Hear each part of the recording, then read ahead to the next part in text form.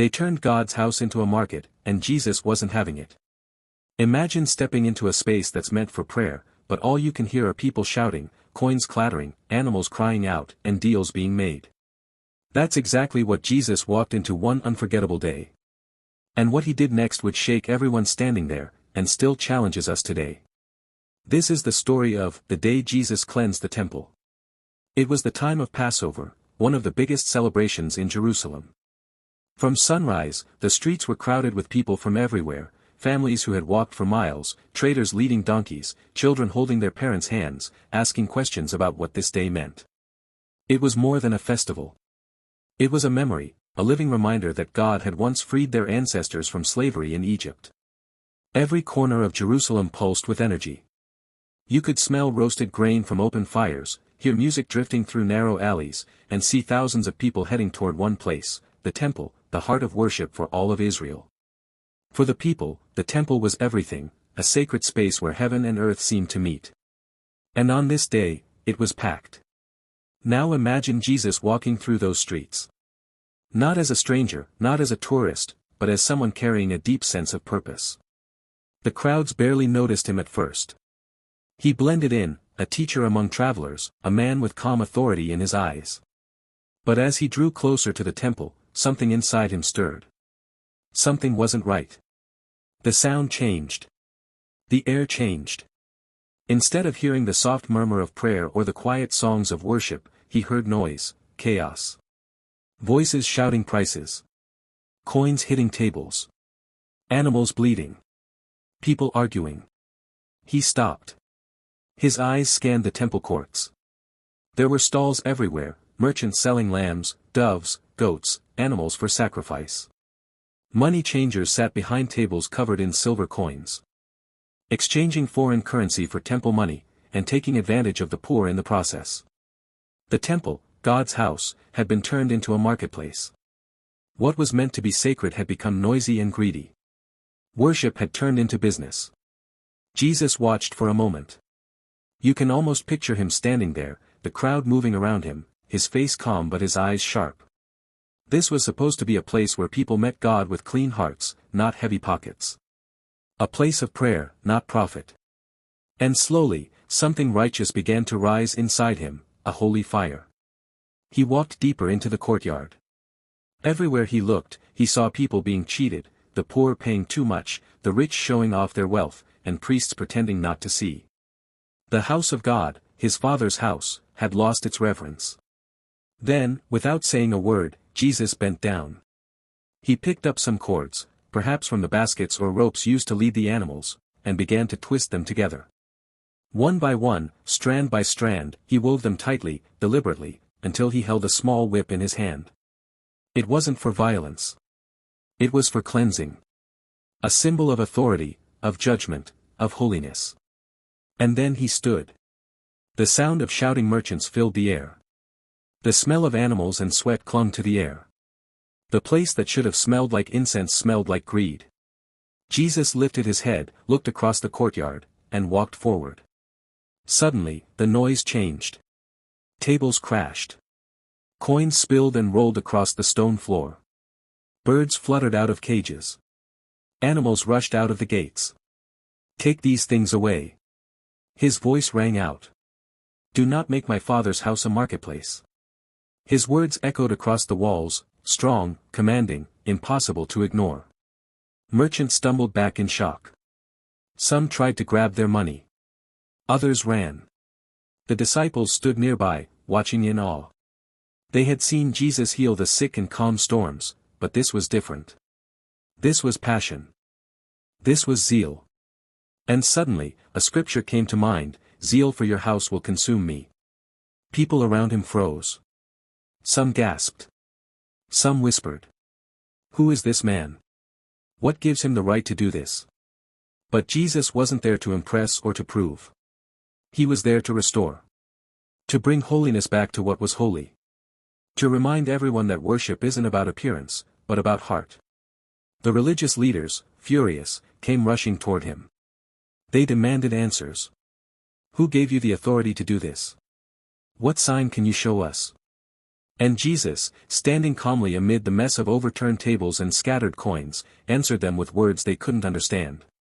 "Destroy this temple, and in 3 days I will raise it up." They looked at him, confused, even mocking. "It took 46 years to build this temple," they scoffed, "and you'll raise it in 3 days?" But Jesus wasn't talking about stone walls or golden doors. He was talking about himself. The real temple, the true meeting place between God and humanity, was standing right in front of them. And though they didn't know it yet, he was pointing to his death and resurrection. Because soon, this same Jesus would offer himself as the ultimate sacrifice, not in the temple, but on a cross. And 3 days later, he would rise again. The temple made of stone would fade away. But through him, every person, rich or poor, far or near, would have access to God. No more currency exchange. No more barriers. No more middlemen. Just open hearts, meeting a holy God. Later, when Jesus rose from the dead, his disciples finally understood what he meant. They looked back on that moment and realized, it wasn't just about cleaning up a building. It was about restoring worship. It was about purifying hearts. It was about removing the clutter, both outside and inside, so people could see God clearly again. Now pause for a moment. Imagine yourself there, standing among the crowd, watching Jesus flip those tables. The air thick with dust and surprise. The sound of coins spinning on the ground. The look of determination in his eyes. Would you have been shocked? Angry? Inspired? Would you have understood what he was really doing? Because, in a way, Jesus still walks into temples today. Not buildings made of stone, but hearts made of flesh. And sometimes, he still finds clutter. Distractions. Pride. Greed.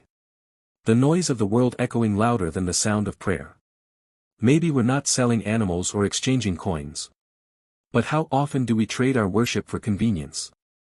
How often do we show up with distracted minds, checking our phones, thinking about our plans, rushing through prayers? How often do we come to God looking for what he can give us, instead of who he is? The truth is, the modern temple is not a building. It's you. It's me. It's every heart that belongs to him. And just like he did that day in Jerusalem, Jesus still wants to cleanse our temples. Not to shame us, but to free us. To clear away the noise.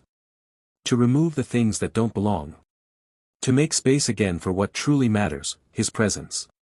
When Jesus overturned those tables, he wasn't destroying. He was rebuilding.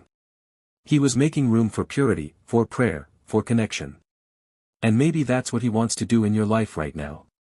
Maybe there are some tables that need to be overturned. Tables of worry. Tables of pride. Tables of distraction. Tables of secret sins that have taken up space in your heart. Maybe you've been so busy that your worship has become routine. Maybe you've been carrying guilt, thinking you're not worthy to come close to God. Or maybe you've been chasing blessings instead of the one who gives them. Whatever your table looks like, Jesus is still gentle enough to cleanse it and strong enough to restore it. The cleansing of the temple wasn't about anger, it was about love. Holy love. Protective love. Love that refuses to let what's sacred be polluted. When Jesus raised his voice, it wasn't out of rage, it was out of passion. He wanted his Father's house to be what it was meant to be, a place of prayer, a place of peace. And he wants your heart to be the same. So maybe the question isn't, what would Jesus do? Maybe it's, what would Jesus clean? If he walked into the temple of your life today, what would he find? Would he see peace, prayer, and humility? Or would he find noise, hurry, and hidden compromise? It's a sobering question, but it's also full of hope. Because every time Jesus cleanses, he restores. Every time he confronts, he invites us closer. He doesn't leave us scattered like those coins, he gathers us back, renewed and whole. The people that day left the temple shocked. The religious leaders left angry. But those who watched with open hearts saw something beautiful, a glimpse of holiness in action. They saw a man who refused to let worship become hollow. A man who stood up for truth when no one else would. A man who cared so deeply about the presence of God that he risked everything to protect it. And that's the Jesus we follow, not one who stays quiet when things go wrong, but one who steps in to set them right. As the day faded and the sun dipped below the walls of Jerusalem, the temple grew silent again. The animals were gone. The merchants had left. And for the first time in a long while, the air inside that sacred space felt pure again. You could almost hear the whisper of prayer rising once more. And somewhere outside the city, Jesus walked with his disciples, his heart calm. He had done what he came to do. He had reminded everyone, and still reminds us, that worship is not about a place, or a price, or a performance. It's about presence. It's about honor. It's about a heart that says, God, this is yours.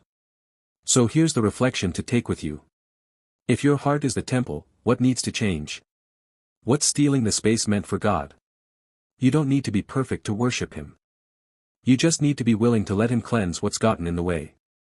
Let him flip the tables if he must, because on the other side of that cleansing is freedom. On the other side of surrender is peace. And on the other side of obedience is the purest kind of worship, the kind that heaven notices. So today, as you go about your life, remember this moment. Remember the passion in his eyes. Remember the sound of coins rolling across the temple floor. Remember that Jesus didn't cleanse the temple to condemn, he did it to restore. And he can still do that in you. If this story touched your heart, take a moment to pause. Ask Jesus to make your heart his home again, pure, open, and full of his presence. Because true worship doesn't start with a song. It starts with a heart that says yes.